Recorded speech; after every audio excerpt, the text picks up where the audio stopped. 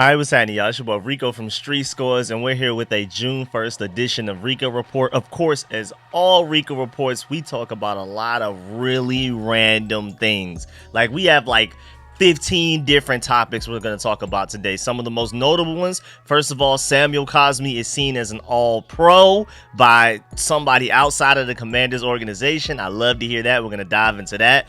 Also, a Titans rookie wide receiver said that he was inspired by Terry McLaurin. We also have a secret Washington Commander rookie offensive tackle that may be better than what y'all think.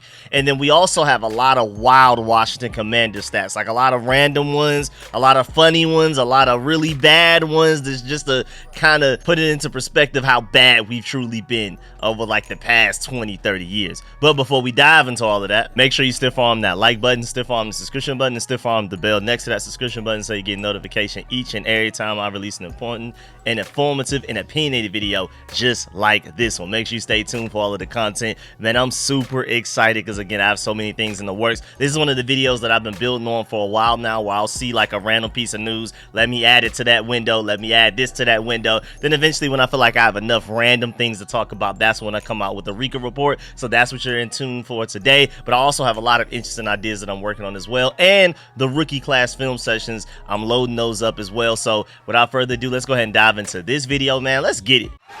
Adam.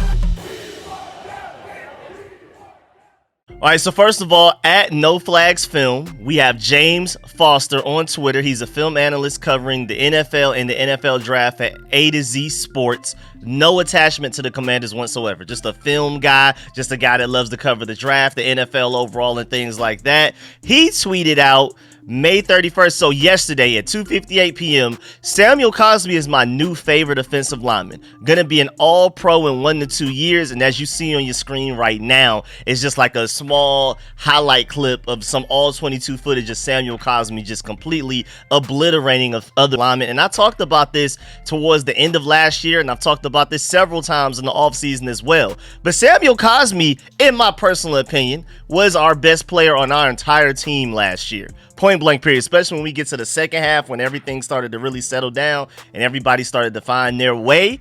Samuel Cosmi, our right guard, was the best player. I love Terry McLaurin. I love Jonathan Allen. I love Daron Payne. I love a lot of the guys on this team. But Samuel Cosmi was our best player. I feel like he has the best potential to be an all-pro out of everybody on this team. I mean, it would be lovely if Jaden Daniels could become an all-pro caliber quarterback, because then you're a Super Bowl contender at that point. But as of right now, today, realistically, I would project Samuel Cosmi to be our first all-pro guy in a while. I really am that high on him. I really think he's that great. Again, you're seeing the footage on your screen right now, man. He's a different type of guy. He was holding that offensive line down, and it did help that towards the second half of the season, Andrew Wiley settled in and became a slightly better right tackle than he was the first half of the season. First half of the season, Andrew Wiley seemed almost unplayable how often he was giving up sacks. And then towards the second half of the season, he actually settled down and turned into at least a decent, you could argue maybe an average right tackle. I'm not saying he's necessarily great or even really good,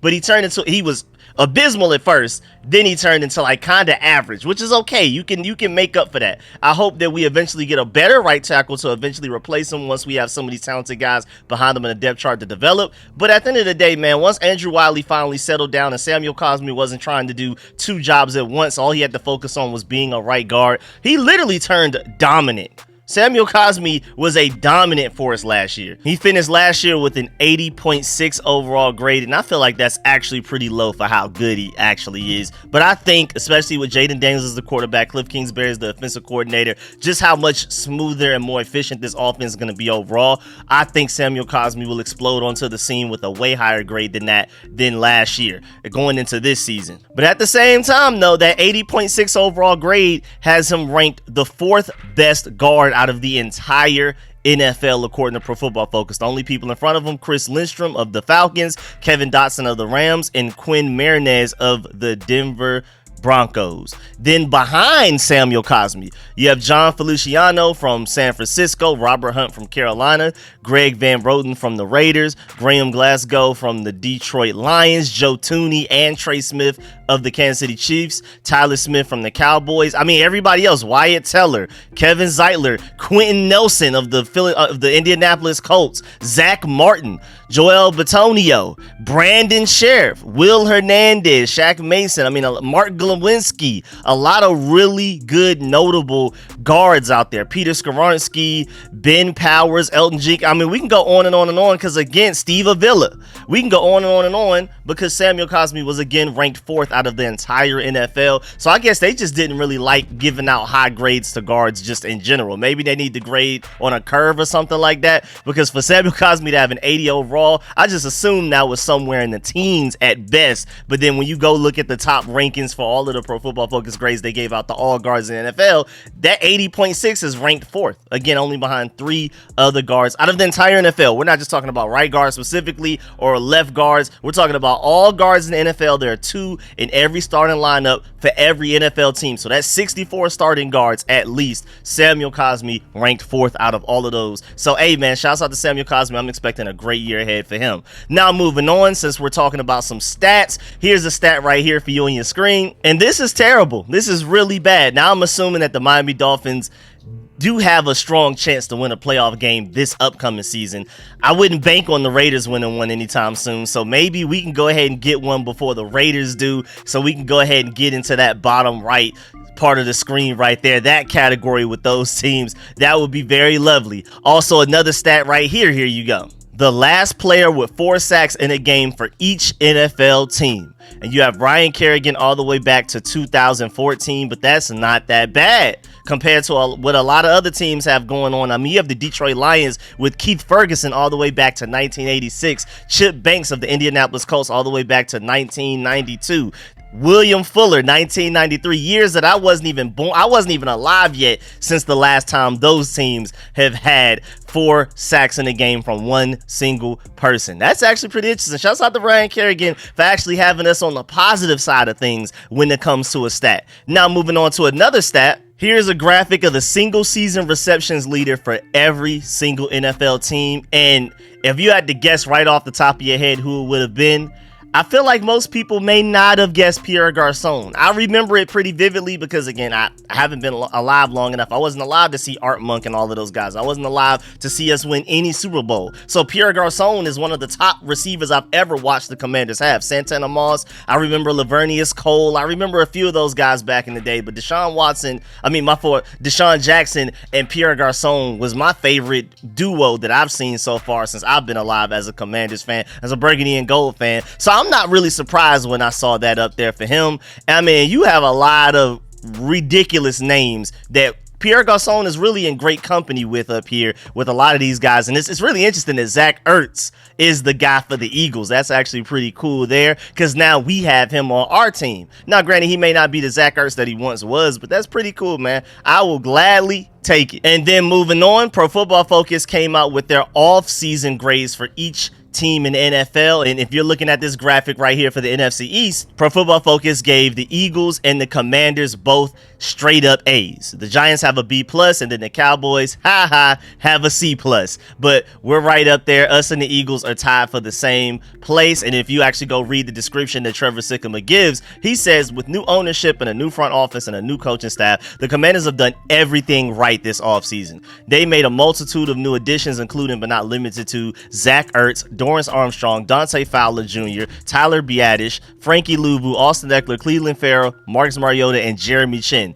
Then they had a huge draft class led by quarterback Jaden Daniels at number 2 overall, followed by a second-round steals in Johnny Newton and Mike Samra still. This was a home run offseason for the Commanders to turn the page. I love to hear that. Then you also have Thor Nystrom of Fantasy Pros, he ranked all 32 undrafted free agent class out of the entire NFL, and he has the Commanders at the 6th best undrafted free agent class. He said the Commanders followed a smash draft with the number 6 overall undrafted free agent class. Their crop included 6 prospects I've ranked in my pre-draft top 300. The Commanders won the Chiggy Anusium bidding war with a $350,000 deal in total guarantees. Per NFLs.com, Tom Pelissero, half the league wanted Anusium after he went undrafted. Anusium broke up 11 balls over the last 2 seasons at CSU after transferring from Cal. He's an intriguing size, athleticism, developmental flyer who probably should have been drafted. Speaking of size, athleticism freaks, Tyler Owens is one of the fastest 210 plus pound humans walking the earth, and he was 1 inch shy of the NFL's Combine's broad jump record. But his technique and instincts need work on the field, and the latter and arguably needs more work off of it.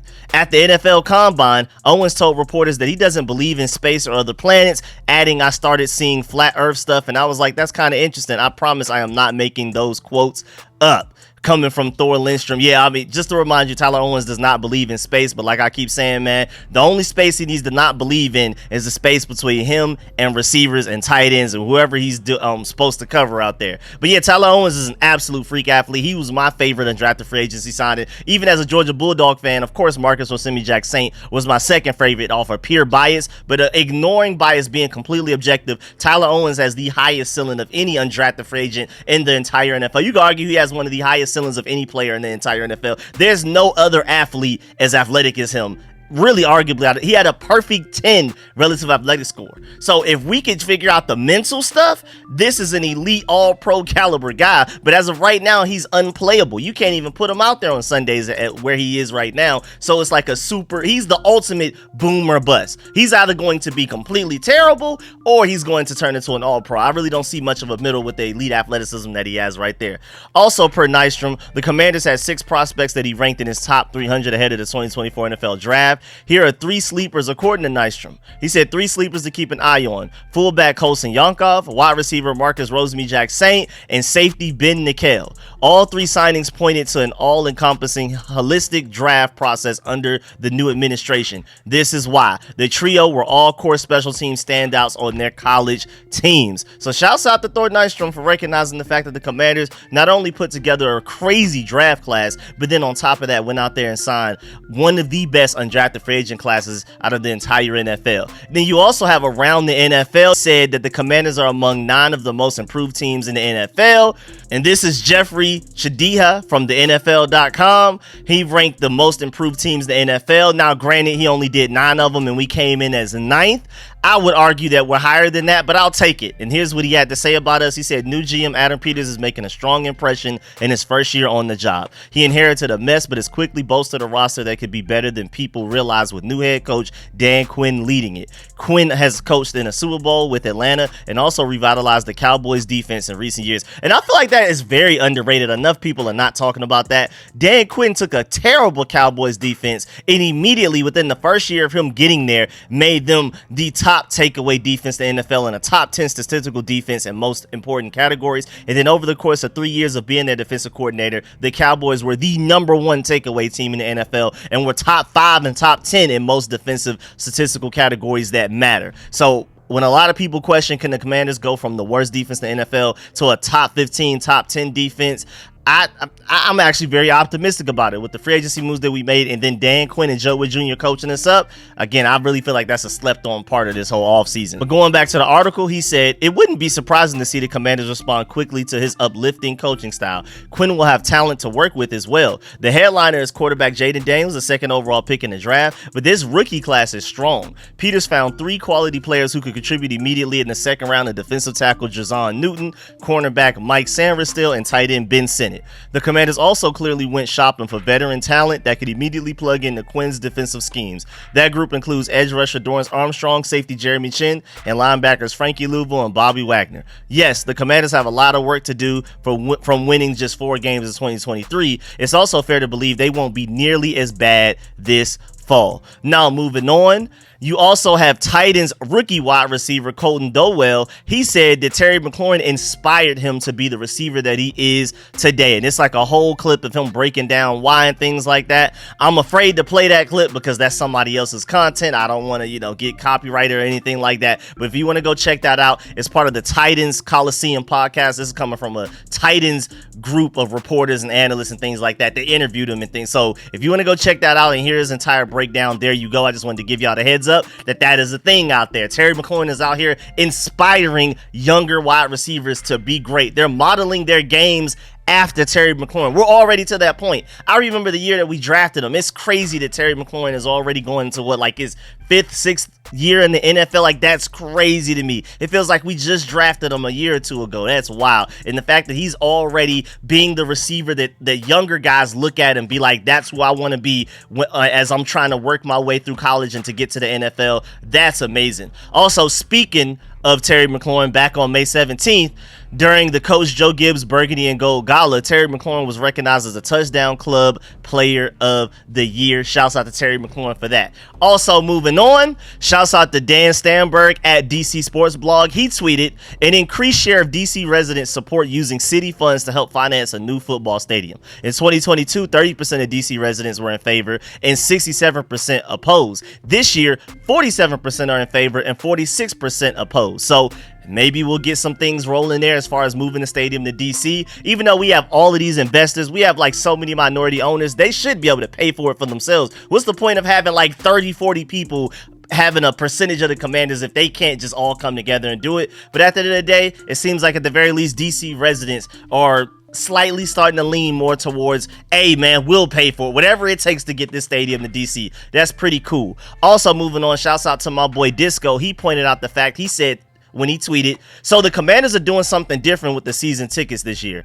If you are on an installment plan, you can't get your full season ticket games until your account is paid in full. For example, if the Commanders play Dallas at the end of the season, you have to be paid up to get your tickets. I'm thinking this is to keep fans from selling their tickets ahead of time, and I'm honestly not even mad at that. I'm really not, but I just wanted to read that to y'all because I saw him tweet that all the way back on May 13th. I put it to the side and was like, all right, when I do a Rico report, I want to go ahead and give the heads up to people for those of y'all that may be considering buying season tickets, or you already have them and you weren't aware of that. Just in case if you didn't read the fine print or whatever's going on, that's a change that's needs to be updated. Also moving on, at Nice Kicks, they're like a Twitter account that points out like the shoes that a lot of famous people and notable people are wearing. And from rookie mini camps going all the way back to May 10th, they pointed out the fact that head coach Dan Quinn had on the Concord Air Jordan 11s and Cliff Kingsbury had on the Travis Scott Nike Mac Attack collab. So, just in case if you're a sneakerhead out there, just know that your head coach and your offensive coordinator are up on it right now. I mean, Dan Quinn has even talked about his shoe collection several times. Even at the combine, they asked him about it, and he broke it down for a little bit. Says he has just about every Jordan shoe that matters. So, hey, man, Dan Quinn is on it. Moving on, Irvin Magic Johnson, I already talked about in another Rico report like weeks ago that he took Terry McLaurin, him and Terry McLaurin went out to dinner, and they talked about business and things like that. Well, now, he just tweeted as of May 31st. So this was yesterday. Today I had lunch with Bobby Wagner, a Super Bowl champion and current Washington Commander linebacker. I was impressed by Bobby's entrepreneurial mindset and provided him with tips on how to scale this business and building wealth. I love that. Thank you, Magic Johnson. That's a huge advantage to having Magic Johnson as one of your minority owners of your franchise, because he's going to do everything in his power to help the guys that are helping this franchise succeed, even long-term off the field. Taking Terry McLaurin under his wing, taking Bobby Wagner under his wing, and putting them on to game on the business side of things is a huge advantage. I mean, that probably makes us a better free agency destination just off of that. Man, like Magic Johnson wants to see me succeed out here, and he's gonna give me all of the advice that he could possibly give me. That's really interesting. Now moving on, we have Rick Snyder. I know a lot of y'all know about him. He tweeted back on May 10th, one Commanders rookie I didn't get to mention that really impressed me was offensive tackle David Nwagwugu. Nwagwugu, I hope that's how you pronounce that. I'm gonna need to figure out and take some time to really learn how to pronounce that correctly. Y'all know I'm terrible with names, but I'm working on it. So I really apologize, David N out there. And then Rick Snyder went on to say, lots of energy and leadership. Worth watching through the summer. This guy seems like a baller. So let's really break that down. First of all, he's number 66 on the Washington Commanders, if you were wondering. The last person to wear that number was Keaton Sutherland, just to give you a random background fact information. He was an undrafted free agent that the Washington Commanders brought in from Toledo, and he was offensive tackle number 40 on Dane Brugler's list. And he's 6'4" and 5/8 inches as far as height, 293 pounds, and has 33 and 5/8 inch arms. And the reason people may not necessarily know about him is because he only started one season, and that was his most recent season to Toledo when he just transferred there this past 2023 season. So many people don't really even have him on their radars. He's talented, but a lot of people just don't really even know about him. He's gone so far under the radar for so long. Especially, again, he played for Toledo. A lot of people aren't necessarily checking out Toledo to find like the top talent in a draft. I mean, if you're a true scout, you're combing through everywhere possible. But Toledo is not the best place to get noticed. First of all, he went to Temple at first, then he was at Rutgers, he was still at Rutgers for another year, and then he went to Toledo for his final year before he just went and became an undrafted free agent for the Washington Commanders. And again, to point out the fact that last year was the first time he's ever started, so that doesn't even help his case. When he was on Temple, he only played in one game. When he was with Rutgers, he played in 2 games in 2021 and then 3 games in 2022. And then Toledo, he finally played in 14 games last year. So again, this is why he's so under the radar. And then on top of that, he's also from the Bronx. And people don't typically look for football talent in New York, just in general. They really look for every other sport, to be completely honest. Every sport but football when it comes to New York. So shouts out to Curtis Samuel being from Brooklyn and making it to the NFL, because it is difficult for them, man. I'm not gonna lie. If you're not from the Southeast region, if you're not from California, Ohio, or something like that, even the DMV, like, you have a way better chance of getting noticed, getting seen by college scouts, and then from there you go to a higher, more reputable college team, and then you get more noticed by NFL scouts. It's just basically like a domino effect of, once you get noticed to start coming out of high school, you kind of always stay on people's radars going all the way up to the NFL. Sadly, he didn't have that. I mean, this guy's pretty much been under the radar his entire life. Again, I do want to point out the fact that he does have some talent and potential to him, but I mean, if he was born and raised in Georgia, Alabama, Texas, Florida, he probably would have been higher than a 3-star recruit that he was coming out of high school, and then been set on track to be noticed by more NFL people throughout the course of his collegiate career. We may have found like a diamond in the rough here. And boy, I mean, if there were any position that I would hope to find a diamond in the rough, a hidden gem, it's tackle. Because even if Brandon Coleman is the answer at left tackle, hopefully sooner rather than later, then I would still love for a higher ceiling tackle to take over the right tackle position from Andrew Wiley sooner rather than later. Again, I talked about Andrew Wiley earlier. He was decent last year, so it's not like he's just a huge weakness on this offensive line anymore like he was the first half of last year. But do I hope that a more talented, higher ceiling tackle comes along and eventually takes over the spot because he learns to outproduce Andrew Wiley? Yes, please. And this guy, David N, may be the answer for that. Now, moving on. Also, shouts out to Austin Eckler. He has officially launched his revamped app, Experience, because his name is Eckler, but it's like Experience, E-K, you know what I'm saying, to connect fans with their favorite athletes. The app will continue to grow over time as he adds more athletes to the app. Give it a download and see how fan engagement is done the right way. This is coming from Josh Taylor. Make sure you follow him on Twitter, YouTube, everywhere, man. He's always doing great things with Bleach Report and everything like that. And then also, congratulations to Austin Eckler, because he married dancer Melanie Wilking in Las Vegas. And this was I saw the announcement May 27th, but I'm not exactly sure what day it happened. Maybe it was on May 27th. But shouts out to Austin Eckler for going and getting married this offseason as well. Now, moving on, Commanders wide receiver De'Ami Brown is hosting his first ever football camp for the youth. Make sure y'all pull up. Well, it's June 29th at West Mecklenburg High School in Charlotte, 7400 Tuskegee Tuckasegee Road, I believe that's out. I'm glad y'all are seeing the graphic because I'm struggling. It's for elementary, middle school boys and girls. So shouts out to De'Ami Brown for doing that, man. Shouts out to everybody doing youth camps and giving back, especially from the place that they're from, because he's from North Carolina. So I like the fact that he's going back to North Carolina to do that. If you can double up and do some in the DMV where you play at, where you practice at, and do some in North Carolina, I think that would be the perfect combination. But hey, man, when in doubt, go back to where you're from because they probably need it more. And then also, Deron Payne went and got a new Rolls Royce, and Brian Robinson was recording them. I'll just give you the clip real quick because it's a little funny. 101, never seen it.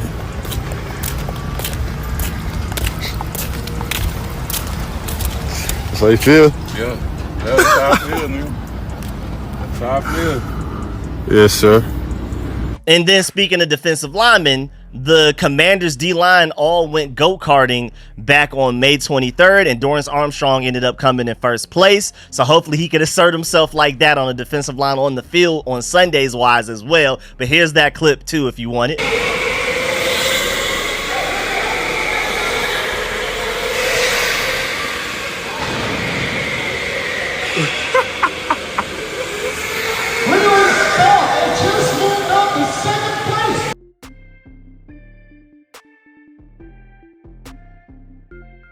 And also, before we get up out of here, speaking of fun, the rookies went on a tour around DC, like all of them, even some of the undrafted free agents. Everybody, I see Chiggy in the crowd. I see Jaden Daniels. I see Sennett. I see everybody. Sam Hartman. Everybody, Brandon Coleman looking like the biggest person out there by far. Everybody was out there on the tour. Johnny Newton was even recording videos himself, going live and things like that. So they seem to be having a real good time because a lot of people don't even know like what the monument is and things like that. So they got like a real good tour of DC where the Million Man March was, all of that type of stuff, all of the historical stuff, and they were having fun while they were doing it. So shouts out to them for finally getting a tour of DC. I'm pretty sure the real tour they want though is where the good food spots at, where to get the good mumbo sauce, all that type of stuff. Somebody got to put them on to those. I saw Jaden Daniels a couple of weeks ago eating somewhere that I believe a lot of people were saying was like an underground spot for good DC food and things like that. So make sure y'all put them on to the real spots. It's great to get the historical part. And shouts out to DC because I don't know if y'all know, but everywhere else in America, stuff isn't just free. Like the zoo is not free elsewhere. The museums are not free elsewhere. New York, sometimes it's like suggestive. You can give them a penny and go in a lot of the times, but most places you got to pay. I know in Atlanta, you got to pay for everything. Zoo, any museum, no matter what, you got to pay full price. You coming up off some money to go do any of these types of activities. So shouts out to DC for allowing a lot of these activities to be free, and shouts out to the players for taking advantage of that, and shouts out to the Commanders for even coordinating this, for having all of the rookies together, including undrafted free agents, go out all together, have a good time, and take a tour of the city and things like that. Because again, a lot of people don't really grow up knowing a lot of these things, so that's cool for them to learn that and have fun while doing so. But yeah, man, that's the end of this video. Please get in the comment section, let me know how you feel about everything discussed in this video. Please stiff arm that like button, stiff arm the subscription button, stiff arm the bell next to that subscription button so you get notification each and every time I release an informative and opinionated video just like this one. Make sure you stay tuned for all of the content. I'm working on another Rico report right now. I'm already seeing more random interesting things that I can already start to put together for another video, so stay tuned. Even when the Commanders have a dead period, there's never a dead period for Street Scores. I have so many video ideas, I have some film sessions to do, so many different topics I want to dive into. I have a lot more videos where you see like the graphics with certain players and their faces and certain position groups and things like that. If y'all really enjoyed those, I have more things like that. I know I saw some people in the comment section say that they did want me to do a compare, just like how I did comparing the 2023 Commanders roster to the 2024 Commanders roster by each individual player and by each position group. People want me to also do that for the coaching staff I'm seeing, so I'll start to cook that up as well. Be on the lookout for that. So much content on the way. Make sure you do not leave this video without leaving a like, and also let me know in the comment section how you feel about everything discussed in this video. Samuel Cosmi, is he a future All-Pro? Is he the best player on our team right now? Also, how do you feel about rookie wide receivers saying that they're inspired by Terry McLaurin? Feel old yet? Also, how do you feel about this secret Washington Commanders rookie offensive tackle that Rick Snyder seems to have an eye on? And also, how do you feel about all of the random stats I gave you and everything else that we talked about in this video full of just miscellaneous random things without any exact order? Make sure you stay tuned for more content just like this if you enjoyed this, and also leave a like on the way out. I'm gonna catch y'all later. Appreciate y'all. I'm out.